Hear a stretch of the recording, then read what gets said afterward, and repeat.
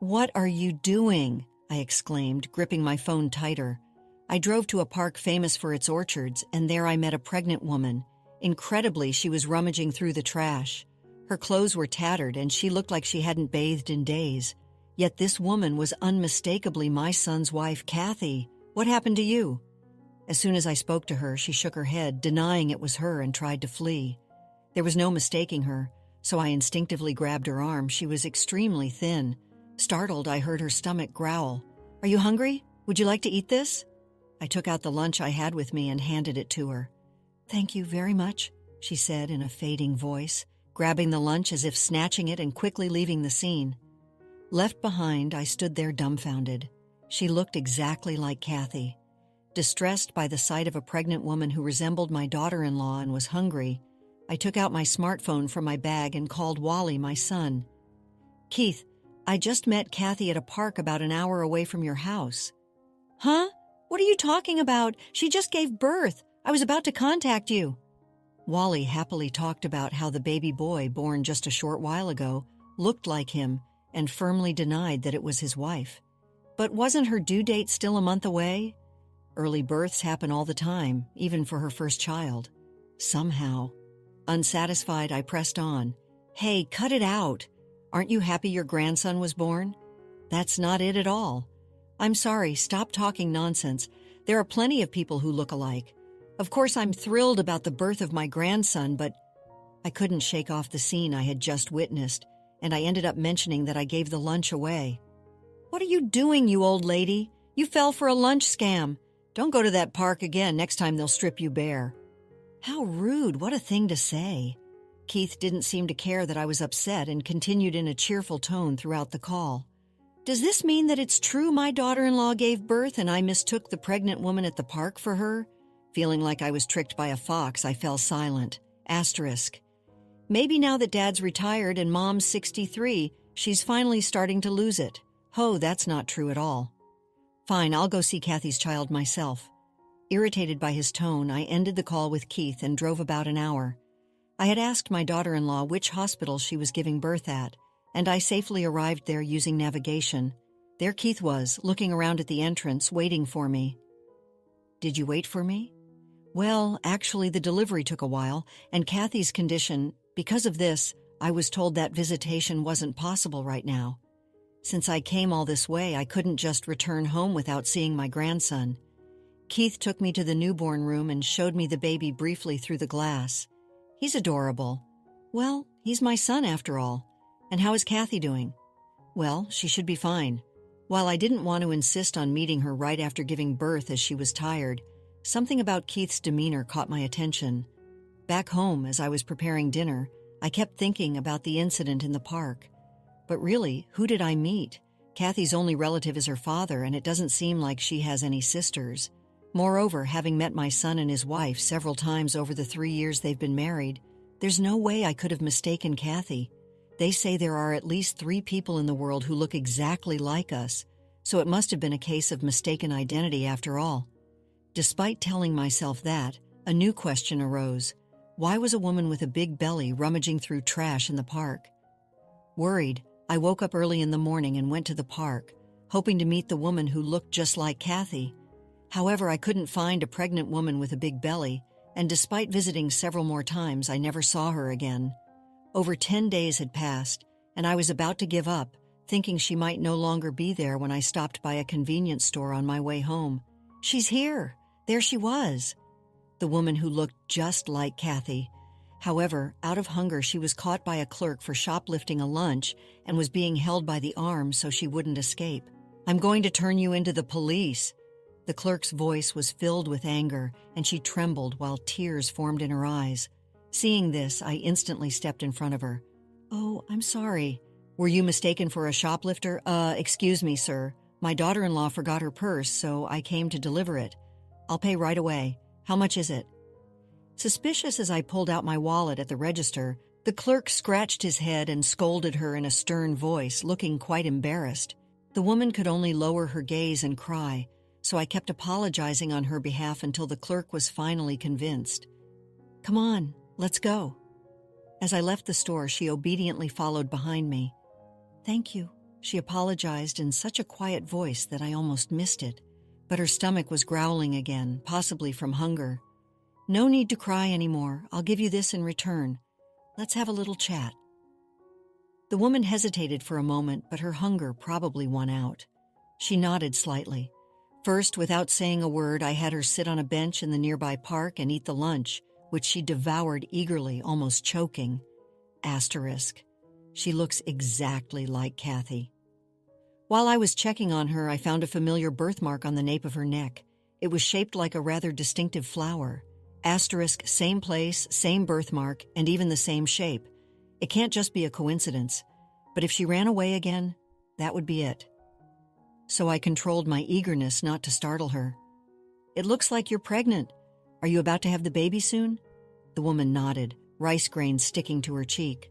When I asked why she was living this way, she started to tell her story bit by bit as I asked her questions that got to the bottom of the matter. She told me that she was originally in the mountains, but it took her many days to reach the park and make a living. As I gently smiled and listened without interrupting, she gradually began to open up. "That's tough, isn't it?" I empathized with her, nodding along as she spoke. Then, with tears welling up in her eyes, she began to reveal more about her dire situation and how fortunate I found her. The more I heard, the more pitiful it seemed, and it also uncovered some frightening truths, leaving me stunned. "I can't just leave you like this. Come stay at our house." However, the anxious woman looked perplexed and covered her mouth as if she had said too much by accident. "Don't worry. I'll make sure you and your baby are safe." When I looked into her eyes and held her hand tightly, she felt reassured and finally agreed. After taking her home, my husband Jerry was quite shocked. But once I explained the situation, he understood and wanted to help her as well. Then he made a call to a certain place. From Jerry, I was able to obtain some shocking information. A few days later, thinking that Kathy must have given birth and left the hospital with a baby by now, I pressed Keith's number on my smartphone. "I'm bringing a baby shower gift to Keith's house." "Oh, she's gone back to her hometown now." "Why? Kathy shouldn't have a place to return to, right?" Then Keith suddenly became flustered and spoke rapidly. "What are you talking about, Mom? Have you gone senile? Seriously, spare me the dementia talk." "Oh, was I mistaken?" I opened the front door while still on the phone, suddenly seeing his own house's door open and me standing there. Keith was momentarily stunned. "I had been calling from right in front of Keith's house. Mom, why?" "That's why I said I was coming. It's careless not to lock the front door. I'm coming in." As I entered without waiting, there was Keith and an unfamiliar woman. "So, who is this person? Don't just barge in. A lot is going on here. Why is she holding the baby?" As I bombarded him with questions, Keith scratched his head and sighed. Then he looked at me as if he had made up his mind to do something. "I was going to talk about this later. This is Victoria, my new wife." "What?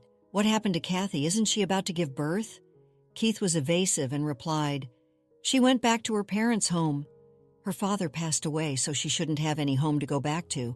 "Oh, is that so?" I stepped closer to Keith, giving him a stern look. "Look, just after Kathy's father died, you kicked out your pregnant wife? That's shameful, even for my son." "Mom, are you dreaming? Enough with the dodging. I know you left Kathy in the mountains." Indeed, the woman near term I met at the park was undeniably Kathy. During her talk after leaving the convenience store, she finally confided everything that had happened.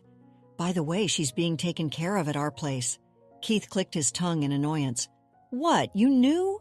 Keith began making excuses. "It was Kathy. She cheated first. The child in her belly is another man's," Keith insisted bitterly. That's why he kicked Kathy out and started a new path with Victoria, the woman here with him. "Let's do a DNA test to see whose story is true." I pulled out a swab that had been sent by a private testing facility. As I did so, Keith shook his head furiously, refusing.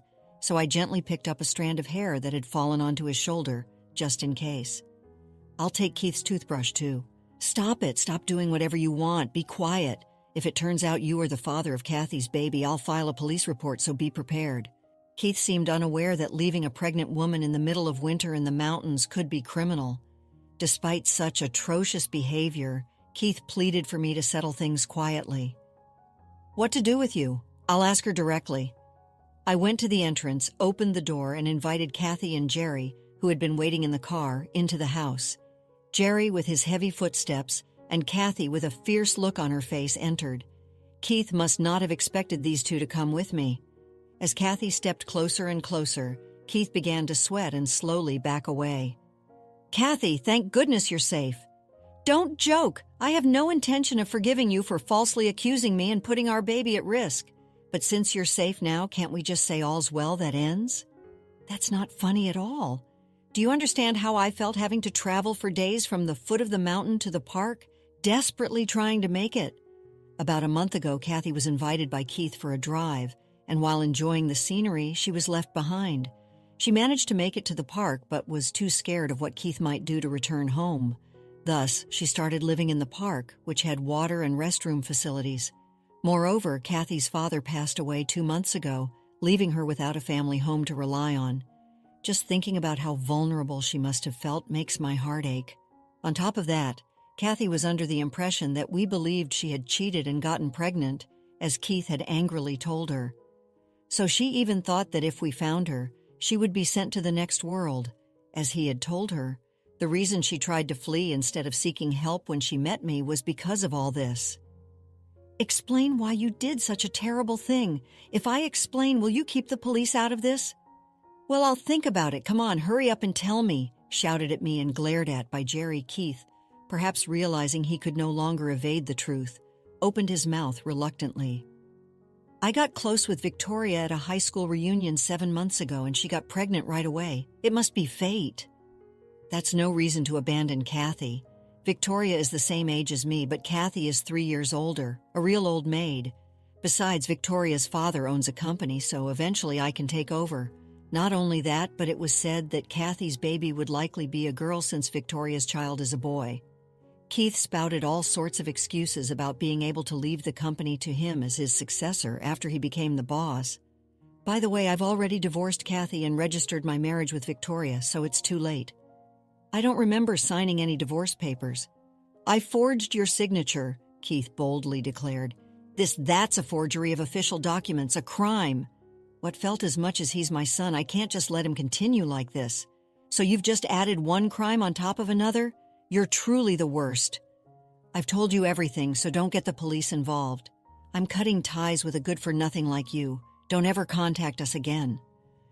Unfazed by the possibility of not involving the police, Keith responded calmly, "As you wish." He seemed oblivious to his father, who had been silently giving him a fearsome glare from behind Kathy. For Keith, money and status must be everything right now. We were completely appalled by Keith's lack of remorse, but I decided to share a piece of crucial information. "You know Victoria's father's company is about to go under, right? Are you okay with that?" My father worked with his company before he retired. I got the news from an old subordinate. "No, wait, good luck turning around a company that's drowning in debt. That can't be true," Keith asserted. "I heard it from someone reliable, so there's no mistake," Jerry replied. "That's not possible, right? That can't be true, right?" Keith kept asking Victoria over and over. However, she remained silent and looked down. Her demeanor was perhaps the biggest proof of all. "For starters, give back the savings you took by falsely accusing me of cheating and the life insurance policy of my father. The savings are joint property, right? The money was from before our marriage, which I had been saving since I was young. It should be about $338,000, right?" "I've already spent the savings," Keith muttered, sighing heavily. Kathy insisted on getting everything back and confronted Keith. Faced with these unexpected facts, the foolish son was only able to widen his eyes in shock. "Moreover, you can't receive my father's life insurance money, Keith. You're not a legal heir." Faced with further setbacks, my son's body began to tremble. Then he directed his frustration at Victoria. "How could you deceive me? My dream of becoming president is crumbling down. What are you going to do about this? It's your fault for being fooled. I was looking for a man to support me at the reunion because my father's company was in trouble." As they continued to hurl insults at each other, Victoria revealed her motive. She had reconnected with Keith at the reunion and got pregnant, thinking everything was going according to her plan. Keith is terrible, but Victoria is equally manipulative. In a way, they are similar and perhaps suit each other. However, I was fed up with watching them squabble, so I clapped my hands loudly. Okay, that's enough. Hey, Victoria, was your child premature? No, he was born on the expected due date. I'm not asking you generally. Childbirth takes about 9 months, so he shouldn't have been born this early. Keith pulled out his smartphone from his pocket and began checking to confirm the truth. After a moment of realization, he glared at Victoria. Did you lie to me? He is the father of that child. Victoria bit her lip and remained silent. It looks like we need a DNA test for Keith and Victoria. I handed Keith the swab that had been sent from the testing lab. As Keith approached the baby with the swab, Victoria quickly moved the child away from him. Keith's face fell into despair. It's a lie. Seeing is believing. There's no need for a test. Keith and Victoria, you each owe Kathy $20,000 in damages for infidelity. At my words, Keith's eyes widened as if he had been hit by a shock. What? Why? It's only fair, plus we'll add damages for the distress caused to Kathy. And that's not all. You'll also be paying $600 a month for child support until the child is 20. Wait a minute, I'm going to be drowning in debt. Hearing the specific amounts, sweat dripped down Keith's forehead. All these are just the consequences of your actions. Oh, and you'll be dealing with the police too. Wait, you said if I told you everything, you wouldn't call the police. I've decided to report it after all. Tough luck. Terrified of being arrested, Keith fell to his knees and begged me for mercy. Mom, please forgive me. You're apologizing to the wrong person, Kathy. I'm truly sorry. Please forgive me. Keith quickly turned around and bowed his head to the floor, but such frivolous words were not going to convince Kathy. Behind Kathy, Jerry, with a face like a demon, continued to glare at Keith. Then Keith began to say something unexpected. Dad, you're a man too. You must have cheated once or twice, right? I haven't. Don't lump me in with trash like you. Jerry leaned in close to Keith, furrowing his brow, and spoke in a firm, low voice. Realizing no one was on his side, Keith collapsed weakly to the ground. Please help me. Endangering Kathy and her unborn child during pregnancy is an incredibly serious crime. I'll change myself. I'm not going to listen to you anymore. Oh, I see red lights approaching. Thanks for the great timing with the call, Dad. Keith, assuming I hadn't yet called the police, widened his eyes in shock. At that moment, Victoria tried to seize the opportunity to escape, but Jerry quickly apprehended her. You're not getting away on your own. You'll have plenty of time to reflect behind high walls. Without any chance to resist, realizing it was over, I handed Keith and Victoria over to the police. After being interrogated by the police, Keith and Victoria were charged with conspiring to put Kathy and her unborn child in danger, resulting in serious charges. Additionally, Keith was charged with forgery for faking the divorce papers. I arranged for a legal professional to sell the couple's house, which was under mortgage but managed to break even. Keith was made to agree to pay a total of $30,000 for infidelity and emotional distress, plus Kathy's $338,000 savings and $600 monthly for child support. Victoria was charged the same amount for infidelity and emotional pain. Victoria's father's company went bankrupt quickly, so both Keith and Victoria would have to find whatever work they could, once outside, to make their payments. Oh, and by the way, it turned out that Victoria's child was from another classmate, and the biological father agreed to raise the child. Thankfully, the child was spared any misfortune. Kathy later gave birth to a beautiful baby girl.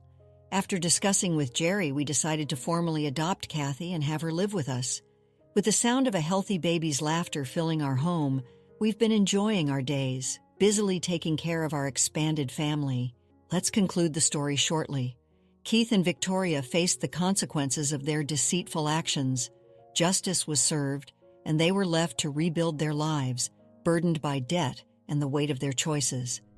Kathy, free from their manipulative grasp, found solace and safety in our home. With her newborn daughter nestled in her arms, surrounded by the love and support of our family, she began a new chapter. The echoes of Keith's betrayal faded, replaced by the joyful cries of two little ones.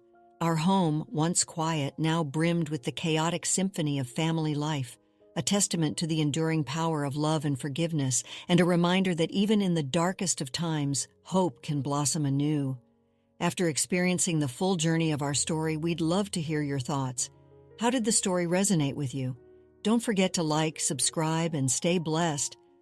Thank you for watching and see you in the next story.